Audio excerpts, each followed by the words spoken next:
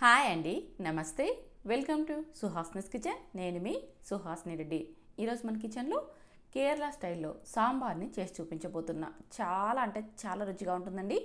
ఎంత టేస్టీగా ఉంటుందంటే ఒకసారి మీరు ట్రై చేశారనుకోండి, ఖచ్చితంగా మీకు ఈ రెసిపీ నచ్చి తీరుతుంది.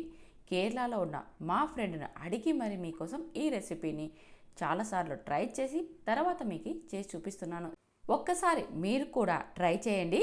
ఇందుకోసం ఒక ప్రెషర్ కుక్కర్ తీసుకొని అందులోకి 1 కప్పు కందిపప్పును వేసుకోవాలి. అదే కప్పుతో పావు కప్పు పెసరపప్పును తీసుకోవాలి. వీటన్నిటిని కూడా 3 లేదా 4 సార్లు శుభ్రంగా కడిగి తీసుకోవాలి. తర్వాత ఇందులోకి 2 కప్పుల వాటర్ని యాడ్ చేసుకోవాలి. చూడండి, ఇలా నీళ్ళని వేసుకున్నాక ఇందులోకి ఒక పావు టీ స్పూన్ దాకా పసుపును వేసి మూత పెట్టి 4 విజిల్స్ వచ్చేదాకా ఉడికించుకోవాలి. చూడండి, మీకు 4 విజిల్స్ వచ్చిన తర్వాత చూపిస్తున్నాను. ఆవిరి మొత్తం పోయాక పప్పు గిత్తితో కానీ లేదా గరిటతో కానీ స్మాష్ చేసుకోవాలి.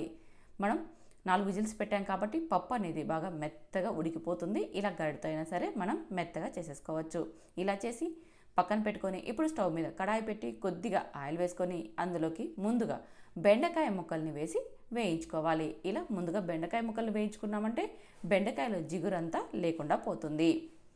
చూడండి, ఈ విధంగా బెండకాయ ముక్కలు బాగా వేగిపోయాక ఇప్పుడు ఇందులోకి దోసకాయ ముక్కలు, బీన్స్, గోరుచిక్కుడు, ఆనియన్, అలాగే కట్ చేసుకున్న ఒక టమోటాని, అలాగే కట్ చేసుకున్న ఒక ఆలూని, కట్ చేసుకున్న ఒక వంకాయని, ఇలా మన దగ్గర ఏ వెజిటేబుల్స్ అయితే సాంబార్లోకి వేసుకోవాలనుకుంటున్నామో అవన్నీ కూడా వేసేసుకోవాలి. ఒక్కొక్క కాయగూరను తీసుకున్నా చాలండి, సరిపోతాయి.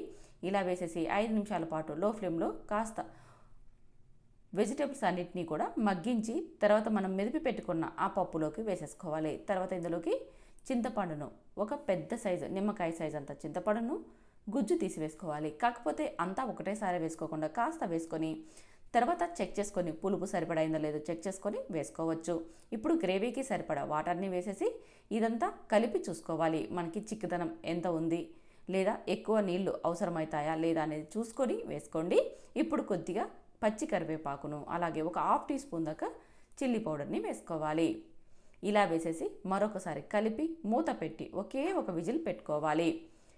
ఇది ఉడికేలోపు మరొక స్టవ్ మీద 1 స్పూన్ శనగపప్పు, హాఫ్ టీ స్పూన్ ఉద్దిపప్పు, పావు టీ స్పూన్ కంటే మరి కాస్త తక్కువగా మెంతుల్ని, ఒక పావు టీ స్పూన్ మిరియాలని వేసేసి లో ఫ్లేమ్లో వేయించుకోవాలి. తర్వాత ఇందులోకి 1 స్పూన్ జీలకర్రని కూడా వేసేసి బాగా వేయించుకున్నాక వీటిని ఒక ప్లేట్లోకి తీసుకోవాలి. తర్వాత ఇదే పెనంలోకే ఒక 5-6 ఎండుమిర్చిని వేసుకోవాలి. అలాగే ఒక 2 రెమ్మల కరివేపాకును వేసి కరివేపాకును క్రిస్పీగా ఇంతవరకు వేయించుకోవాలి.